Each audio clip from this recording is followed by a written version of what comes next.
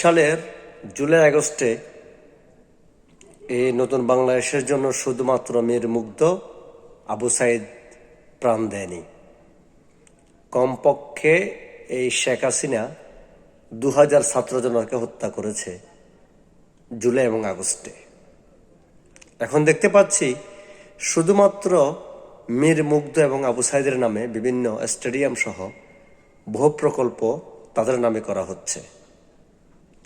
আমি অন্তর্বর্তী সরকারকে বলছি, শুধুমাত্র মীর মুগ্ধ আবু সাইদের নাম যদি বিভিন্ন প্রকল্পে লাগিয়ে দেন, এতে বাংলাদেশের সিংহভাগ জনগণ খুশি হবে না।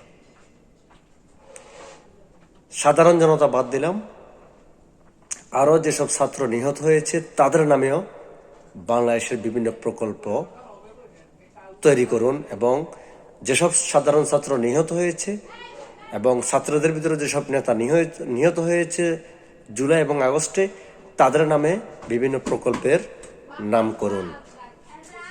আল্লাহ হাফেজ।